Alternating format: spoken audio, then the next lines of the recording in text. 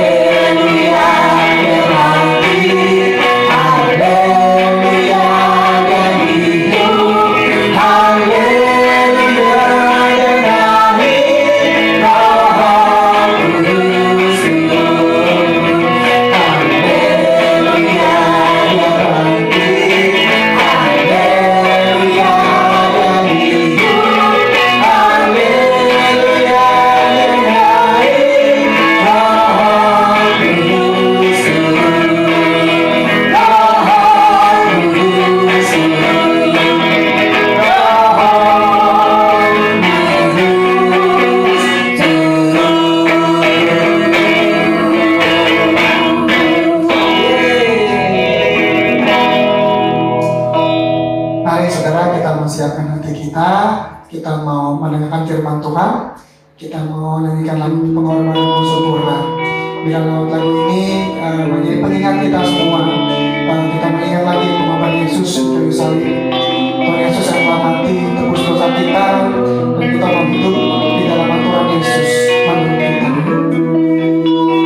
Terima kasih Tuhan.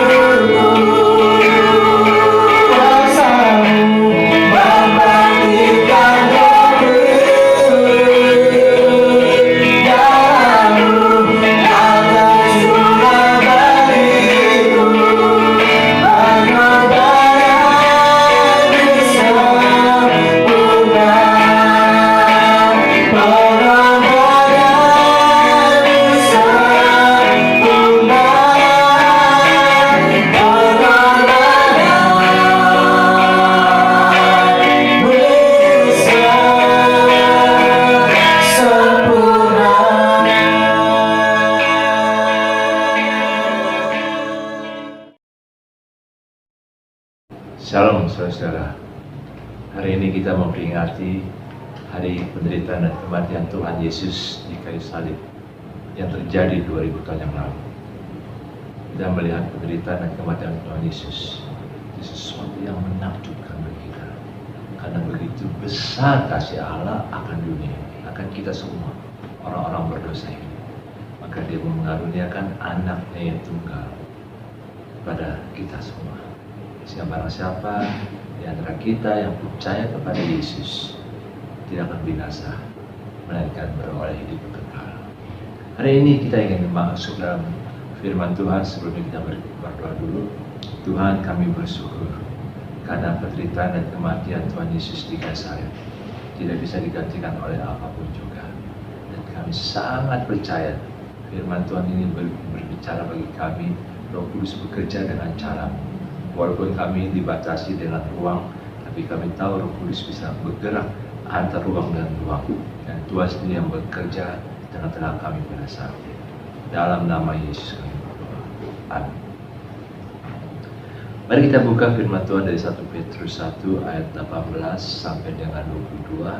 1 Petrus 1 ayat 18 sampai dengan 22. Demikian firman Tuhan.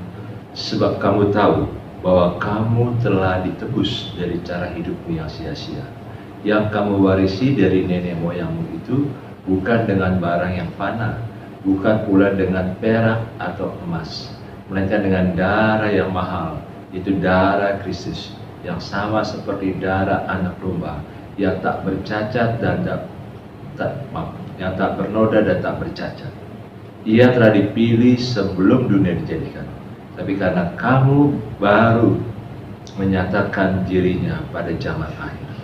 Oleh Dialah kamu percaya kepada Allah, yang telah membangkitkan Dia dari antara orang mati, dan yang telah memuliakannya, sehingga imanmu dan pengharapanmu tertuju kepada Allah. Karena kamu telah menyucikan dirimu oleh ketaatan kepada kebenaran, sehingga kamu dapat mengamalkan kasih persaudaraan yang tulus ikhlas. Hendaklah kamu bersungguh-sungguh saling mengasihi dengan segenap hatimu. Saudara yang dikasihi oleh Tuhan Yesus, saya ingin memberikan tema bahwa kita telah ditebus dari cara hidup yang sia-sia yang kita warisi dari nenek moyang kita. Firman Tuhan ini, surat Petrus ini ditujukan kepada orang-orang Yahudi yang sudah percaya pada Tuhan Yesus yang berada di perantauan di luar negeri, di luar Israel. Firman Tuhan katakan kamu, sebab kamu tahu bahwa kamu telah ditebus dari cara hidupnya sia-sia yang kamu warisi dari nenek moyang. Apa yang dimaksud dengan yang diwarisi oleh nenek moyang? Orang-orang Israel pada waktu itu tahu bahwa nenek moyang mereka adalah orang-orang yang waktu setelah keluar dari Mesir, mereka suka ngeluh. Mereka tahu betapa besar kuasa Tuhan menembus mereka, menyelamatkan mereka dari penindasan Mesir, dari perbudakan di Mesir. Dan oleh kekuatan Tuhan, orang Israel dibebaskan. Tapi begitu mereka mendapat masalah, nggak ada air, mereka ngeluh. Mereka ngomel-ngomel, nggak ada roti, mereka ngomel-ngomel, nggak ada daging, mereka ngomel-ngomel.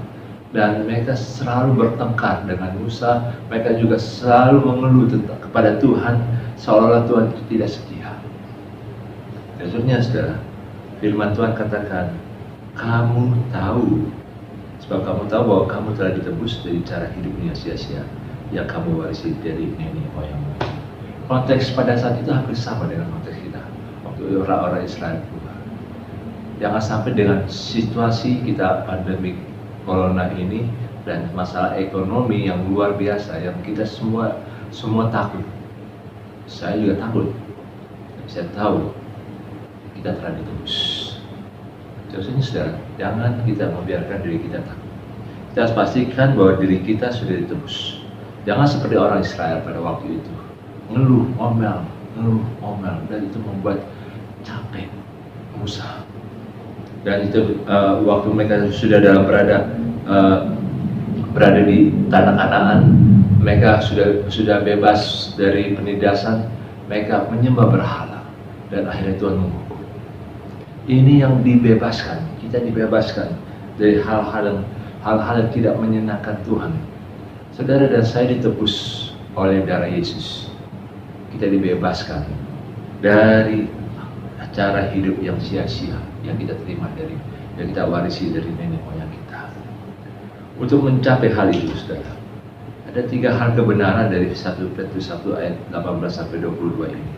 Ada 3 kebenaran yang saya bagikan selalu, tapi nanti kita bagaimana 3 kebenaran itu kita bisa aplikasikan, kita bisa terima dalam hidup kita pada konteks pada saat ini.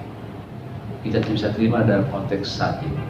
Mari kita lihat 3 kebenaran firman Tuhan yang diungkapkan dari 1 Petrus 1 ayat 18 sampai 22. Yang pertama, kita ditebus oleh darah Yesus yang mahal. Jadi sebelum Yesus mati di kayu salib, setiap orang yang berdosa selalu minta ampun pada Tuhan, harus ada korban hewan. Tapi begitu Yesus mati di kayu salib dan bangkit pada hari ketiga, kita tidak perlu lagi membawa korban hewan. Kita tinggal minta ampun dan percaya kepada Tuhan, bahwa Tuhan mau mengampuni kita, mau mengampuni saya dan mengampuni saudara juga.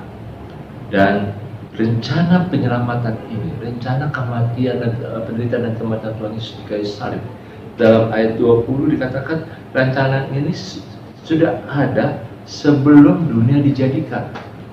Jadi ini sesuatu yang kekal, dari kekal sampai kekal. Tuhan sudah rencanakan bahwa ada penebusan kematian dan penderitaan dan kematian Tuhan Yesus di kayu salib. Sebetulnya ini rencana besar dalam diri surga. Dan maksudnya bersyukurlah kalau saudara dan saya sudah ditebus. Tapi kalau saudara masih ragu dengan penebusan Yesus, mari saat ini saudara, saya ajak saudara percaya kepada Yesus. Undang dia masuk dalam hatimu, dan dia akan menolong kau. Dia akan masuk dalam hatimu, dan kau bisa minta ampun kepada Yesus, dan dosamu pasti diampuni sebesar apapun juga. Yang kedua, kebenaran kedua, dalam ayat 21, oleh Yesus kita bisa percaya kepada Allah.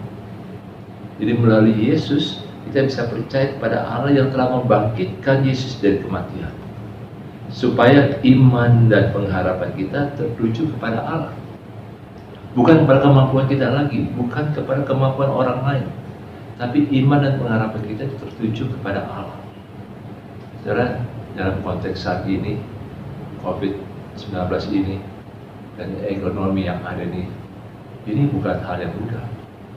Setiap orang bisa kena COVID-19, setiap orang bisa kena. Makanya pemerintah selalu bilang jaga jarak, jaga kebersihan tangan, jaga stamina. Kenapa? Karena supaya kita tidak kena. Dan masalah ekonomi ini semua, ada yang sudah di PHK, ada yang khawatir pesangon nggak dapat THR, ada yang khawatir juga gajinya dipotong. Setiap orang ada kekhawatiran. Tapi karena penebusan Yesus, iman dan pengharapan saudara tertuju kepada Allah, bukan pada kekuatan kita sendiri. Dan yang ketiga, prinsip yang ketiga dalam ayat 22, kita bisa menyucikan diri kita oleh ketaatan kita kepada kebenaran, sehingga tidak dapat mengamalkan kasih persaudaraan dan saling mengasihi. Jadi 3 hal ini sangat penting. Yang pertama, kita ditebus oleh darah Yesus karena rencana kematian dan penderitaan dan kematian Tuhan Yesus itu sebelum dunia dijadikan, Allah sudah rencanakan. Yang kedua, oleh Yesus kita bisa percaya kepada Allah, dan kita bisa mempunyai iman dan pengharapan kita yang tertuju kepada Allah saja. Yang tiga, kita bisa menyucikan diri kita oleh ketaatan kepada kebenaran. Bagaimana kita bisa menerima ini? Tiga-tiga ini dalam hidup kita, dalam situasi yang kita alami. Saudara dan saya juga pasti juga mengalami. Kapan ini bisa berakhir? Kapan kita bisa beribadah sama-sama di dalam gereja seperti dulu? Kita bisa nikmati sama-sama ketemu dengan teman-teman gereja, bisa diskusi, bisa beribadah, bisa membagi pengalaman-pengalaman yang ada, saling mendoakan. Tapi saat ini semua harus diam di rumah, ibadah di rumah, bekerja di rumah, sekolah di rumah. Itu sesuatu yang kita berpikir sampai kapan? Tidak ada seorang pun yang tahu. Nah, Hal ini yang harus kita lihat. Ada perubahan yang Tuhan sedang buat, yang kita nggak sadari mungkin. Yang pertama, ada pergerakan Tuhan, saudara. Mari yang pertama kita bergerak bersama kegerakan Tuhan. Saat ini kita bergerak bukan berpusat pada gereja. Pusat kegerakan rohani kita bukan di gereja, tapi di rumah. Seperti yang dialami oleh orang-orang Yahudi pada saat itu. Mereka orang-orang Yahudi yang tinggal di luar, yang sudah percaya pada Tuhan Yesus tapi tinggal di luar Israel, itu kalau disebut Hellenistic Judaism Christian. Jadi orang Kristen Yahudi Hellenistik yang dipengaruhi oleh budaya-budaya Yunani. Biasanya mereka pada hari Sabtu mereka beribadah di sinagog. Kalau ada sinagog dekat jauh dari rumah mereka akan pergi ke sinagog. Tapi pertumbuhan iman mereka dalam menghadapi tantangan-tantangan zaman pada saat itu, mereka bergerak dalam gereja rumah. Dalam keluarga-keluarga tertentu mereka berkumpul dan mereka beribadah bersama-sama di situ. Mereka bisa membagi firman Tuhan, mereka bisa menyanyi bersama, mereka bisa saling mendoakan, dan itu terjadi kegerakan yang luar biasa. Gereja mula-mula kegerakannya bukan karena ada gereja yang besar, bukan karena ada rasul, bukan karena ada nabi, bukan karena ada pengkhotbah yang terkenal, tapi karena orang-orang Kristen pada saat itu, murid-murid Yesus, mereka mau bergerak dalam kegerakan Tuhan. Kekuatan iman mereka, pertumbuhan iman mereka, karena ada aktivitas dalam gereja rumah. Dan saudara dan saya saat ini dipaksa untuk masuk ke dalam kegerakan Tuhan, yaitu gereja rumah. Gereja rumah bukan tidak bergantung kepada pengkhotbah, bukan bergantung kepada pendeta, bukan bergantung kepada WL, bukan bergantung kepada pemain musik. Tapi gereja rumah mendorong kita, saudara dan saya, setiap di rumah itu bergantung pada pimpinan Roh Kudus. Itu yang lebih utama, itu yang lebih penting. Karena kalau gereja rumah saat ini saudara nggak bisa mengharapkan saya bisa datang ke rumah saudara. Apalagi sekarang ada social distancing, physical distancing. Apa ini semuanya? Nggak bisa. Apa yang hanya melalui telepon. Tapi yang paling penting, saudara dan saya harus berpusat pada pimpinan Roh Kudus dalam kegerakan Tuhan saat ini. Saudara, saat ini Tuhan bergerak bukan dari gereja ke gereja, tapi dari rumah ke rumah.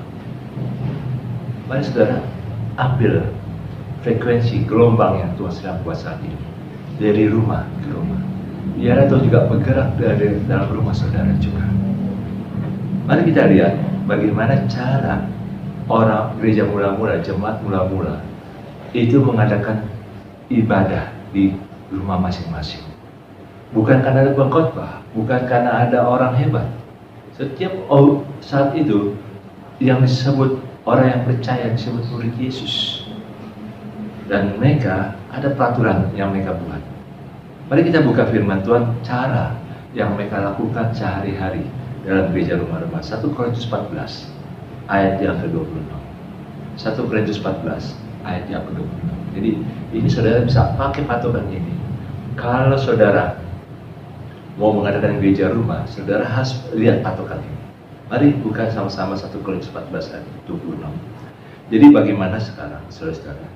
Bila mana kamu berkumpul, jadi artinya bila mana kita ada dalam gereja rumah ibadah, hendaklah tiap-tiap orang.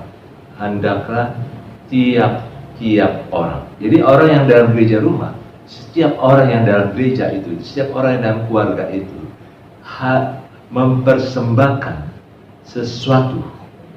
Jadi bukan lagi pengkhotbah, WL atau siapapun yang orang-orang tertentu yang bisa memimpin, tapi tiap orang mempersembahkan sesuatu.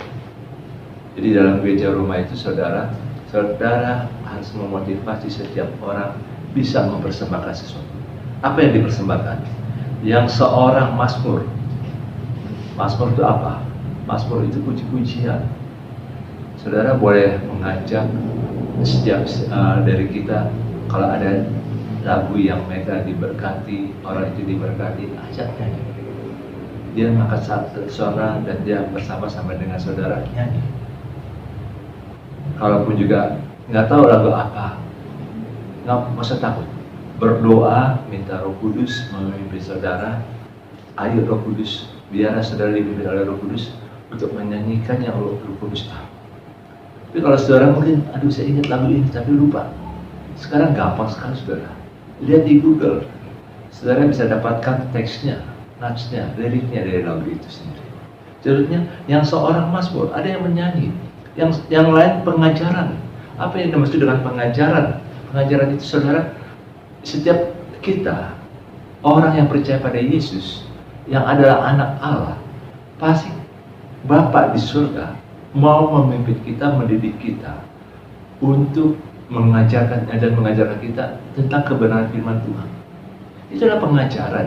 Mungkin saudara nggak perlu teologi yang terlalu tinggi atau terlalu dalam, tapi saudara perlu memahami apa sih yang Bapa di surga ajarkan hidup saudara dari hari ke hari. Mungkin kayak mengucap syukur. Saudara mengucap syukur, kenapa? Itu bisa dikatakan juga, saudara bisa ceritakan. Saudara mungkin berpikir, saya mau mengucap syukur karena saya sudah ditolong oleh Tuhan. Saya mengucap syukur dari kegagalan saya, sehingga saya bisa tahu apa yang harus saya lakukan. Itu pengajaran.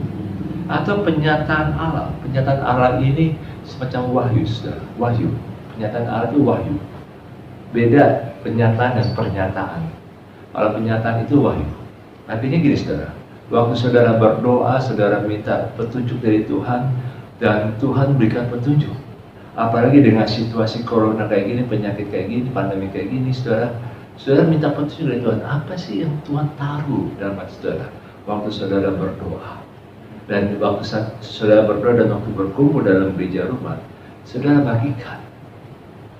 Saudara bisa bagikan, itu penyataan Allah. Atau karunia bahasa roh, atau karunia untuk menafsirkan bahasa roh. Memang saya bisa mengerti bahwa tidak semua orang bisa mendapatkan karunia bahasa roh. Memang ada gereja yang menekankan, GBI biasa menekankan salah satu tanda daripada baptisan Roh Kudus adalah bahasa roh. Tapi tidak semua orang sebenarnya. Karunia itu diberikan kepada orang-orang yang Tuhan kehendaki. Tapi yang paling penting bukan masalah bahasa roh atau tidak bahasa roh. Berdoa bersama-sama. Berdoa dalam roh. Berdoa dipimpin oleh roh. Semua orang dalam gereja rumah itu berdoa. Kalau bisa berbahasa roh, ya berbahasa roh. Tapi kalau nggak bisa berbahasa roh, ya sudah pakai bahasa yang saudara bisa mengerti. Dan nggak usah dipaksa, nggak usah menghakimi orang lain yang nggak bisa berbahasa roh. Tapi yang paling penting bagi kita adalah, ayo kita sehati berdoa. Waktu berdoa itu seperti itu saudara. Kalau kita sehati berdoa, ada saja Tuhan nyatakan dalam doa kita. Mungkin kita nggak pikirkan sebelumnya, tapi itu Tuhan berikan waktu kita berdoa bersama-sama. Hal ini yang bisa saudara lakukan dalam gereja rumah, baik bermazmur, baik juga pengajaran, penyataan Allah, dan dalam berdoa bisa pakai karunia bahasa roh, bisa juga pakai bahasa Indonesia atau bahasa yang saudara mengerti. Dan ini kita bisa mengerti bagaimana kehidupan kita, kegerakan Tuhan, kita bisa terlibat. Saat ini biarlah Tuhan juga melawat rumah saudara. Aktifkan ibadah-ibadah dalam gereja rumah. Karena Tuhan ingin merawat rumah saudara. Tuhan mau hadir dalam rumah saudara. Yang kedua, yang kita belajar dari firman Tuhan ini saudara. Tadi kita lihat kita bergerak dalam kegerakan Tuhan. Sekarang yang kedua, untuk mengalami tiga hal tadi, kita mengalami bagaimana arti penebusan Yesus dalam hidup kita. Kita juga bisa percaya, punya iman dan pengharapan kita kepada Allah. Yang ketiga, kita bisa menyucikan diri kita dengan ketaatan kita pada kebenaran. Sebenarnya kita bisa, yang kedua adalah kita mengalami dampak kegerakan Allah dalam keluarga. Kita mengalami dampak kegerakan Allah dalam keluarga. Nah, jika kita bersekutu dalam keluarga, kita pasti mengalami dampak dari kegerakan Allah. Ayat 22 itu sangat jelas. Ada tiga hal yang kita alami dampak dari kegerakan Allah ini. Yang pertama, kita menyucikan diri kita oleh ketaatan kepada kebenaran. Jadi saudara dan saya, waktu kita bersekutu dengan Tuhan, kita masuk dalam kegerakan Tuhan, bergerak bersama kegerakan Tuhan, Dan saat ini Tuhan sedang merawat rumah saudara. Saudara dan saya bisa menyucikan diri kita dengan ketaatan kepada kebenaran firman. Saat saudara lakukan ini, saudara sedang melakukan kebenaran. Apalagi kita sebentar akan perjamuan kudus secara online. Saudara lakukan di rumah, saya lakukan di sini. Yang kedua, kita mengamalkan kasih persaudaraan. Jadi saling mengasihi, kasih persaudaraan dengan orang-orang yang percaya kepada Yesus. Kita bisa mengamalkan kasih persaudaraan. Yang ketiga, kita saling mengasihi dengan orang-orang lain, dengan keluarga kita. Kita saling mengasihi. Jelasnya saudara, 3 hal ini kita bisa alami dalam hidup kita. Pertama, dari 3 hal ini, saya ulangi 3 hal yang kita akan alami. Kebenaran dari 1 Petrus 1 ayat 18 sampai 22. Saudara ditebus oleh darah yang mahal. Saudara telah ditebus dari cara hidup yang sia-sia yang kita warisi dari nenek moyang. Yang kedua, kita punya iman dan pengharapan kita kepada Tuhan. Kita bisa percaya kepada Allah, dan iman kita dan pengharapan kita hanya tertuju kepada Allah. Yang ketiga, kita bisa menyucikan diri kita dengan ketaatan kepada kebenaran. Mari kita alami ini dengan cara kita bergerak dalam kegerakan Tuhan. Gereja rumah, saat ini kekuatan Tuhan sedang bergerak dalam rumah ke rumah. Dan yang kedua, mari kita alami dampak kegerakan Tuhan dalam keluarga. Kita taat kepada kebenaran, kita ajak orang-orang dalam rumah untuk bergerak, untuk taat kepada kebenaran. Kita sama-sama mengamalkan kasih persaudaraan dan saling mengasihi. Tuhan Yesus memberkati. Mari kita berdoa. Bapa, kami berdoa supaya kami semua boleh mengalami-Mu. Kami tahu bahwa penebusan-Mu sangat mahal dan tidak bisa digantikan dengan apapun juga. Kami berdoa Tuhan, biarlah Tuhan bergerak dalam rumah ke rumah, dalam rumah kami juga. Dan walaupun kami saat ini harus sekolah di rumah, bekerja di rumah, beribadah di rumah, tapi kami tahu Engkau hadir dalam rumah kami. Berkati Tuhan setiap kami yang saat ini harus tinggal di rumah. Kami berdoa Tuhan, Engkau menolong kami. Kami juga berdoa untuk situasi bangsa dan negara ini. Kasihanilah kami Tuhan. Kami mohon belas kasihan-Mu Tuhan. Biarlah kami semua boleh menghadapi masa-masa yang tidak mudah ini. Biarlah corona ini Engkau boleh angkat Tuhan. Hanya Engkau lah yang bisa menolong kami dengan wabah corona ini. Kami berdoa untuk masalah ekonomi bangsa ini. Pulihkanlah Tuhan bangsa ini. Terima kasih Tuhan. Dalam nama Tuhan Yesus kami berdoa. Amin. Tuhan Yesus berkati. Saudara, sekarang kita masuk dalam perjamuan kudus. Ini perjamuan kudus yang pertama kali bagi kita sekalian secara online. Kita tahu bahwa kita bersekutu dengan penderitaan dan kematian Tuhan Yesus, dengan yang menggambarkan tentang tubuh dan darah Yesus yang tercurah, yang dikorbankan pada 2000 tahun yang lalu. Mari saudara yang memimpin dalam keluarga, saudara boleh membagikan anggur. Mungkin ada dipakai teh. Kalau ada anggur silakan. Kalau ada teh silakan. Dan roti atau hosti silakan dibagikan. Sementara saudara bagikan kepada anggota keluarga saudara, atau saudara ambil sendiri, ada satu lagu, Darah-Mu Yesus, sucikan daku.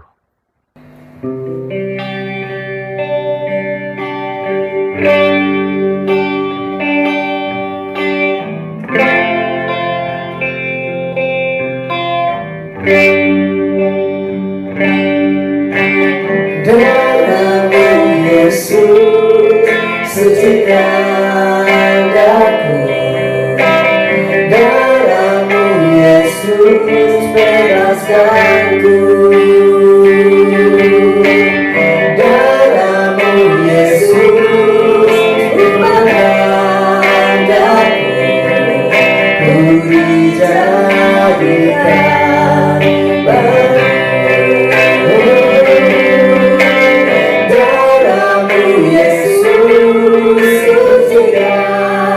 baru. Darah-Mu Yesus,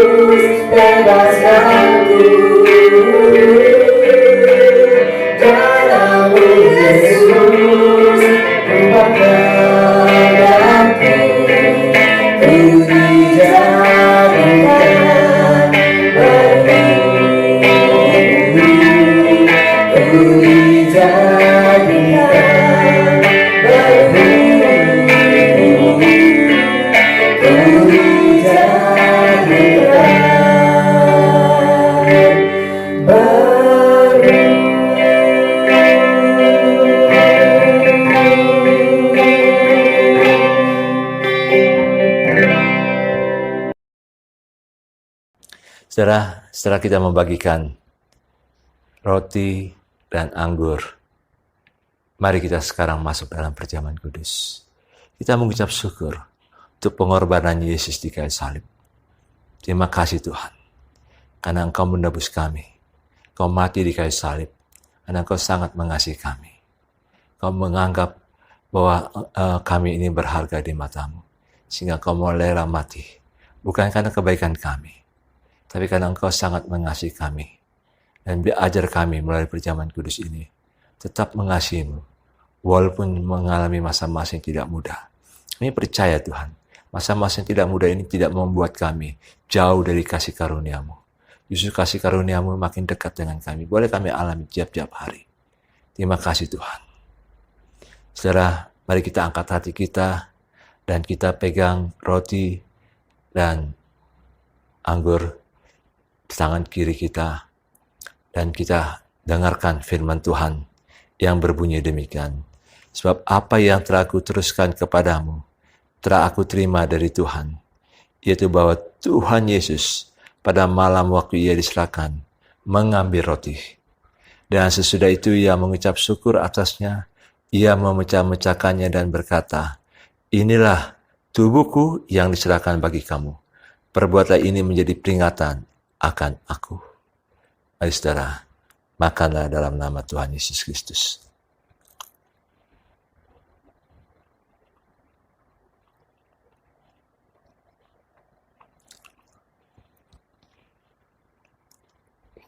Kita mengangkat seloki di tangan kanan kita.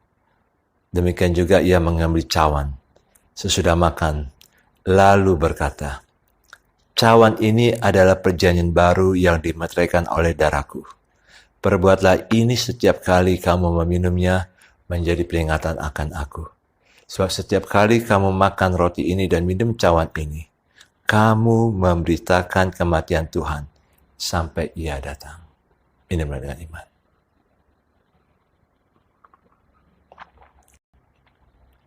Mari kita mengucap syukur bersama-sama, saudara di rumah dan saya tempat ini. Tuhan, terima kasih karena kematian-Mu itu membuat kami sadar bahwa betapa besar kasih-Mu kepada kami. Ajar kami juga Tuhan untuk tidak mementingkan diri. Ajar kami juga untuk melakukan hal-hal yang berkenan kepadamu. Ajar kami juga untuk menyucikan diri kami dengan mengamalkan kebenaran-Mu Tuhan, dengan mentaati kebenaran-Mu. Dan kami tahu Tuhan, hidup kami berguna, hidup kami bermanfaat. Walaupun dalam situasi seperti ini, yang memang semua orang dunia ini sangat mengalami penderitaan. Tapi kami tahu Tuhan bahwa penderitaan-Mu dan kematian-Mu membuat kami boleh bangkit bersama-Mu Tuhan. Nyatakan kuasa kebangkitan-Mu dalam hidup kami. Kami tahu Tuhan, sebab Engkau hidup, maka ada hari esok. Kami percaya kasih-Mu, kuasa kebangkitan-Mu nyata dalam hidup kami. Dalam nama Tuhan Yesus kami berdoa. Amin. Tuhan Yesus memberkati. Saudara, terimalah berkat Tuhan. Tuhan memberkati dan melindungi engkau sekalian. Tuhan menyinari wajah-Nya dan memberikan engkau kasih karunia yang berlimpah. Tuhan menghadapkan wajah-Nya kepadamu dan memberikan engkau damai sejahtera yang tidak pernah kering dalam hidupmu. Mulai dari sekarang sampai selama-lamanya. Amin. Tuhan Yesus memberkati. Selamat memperingati Jumat Agung.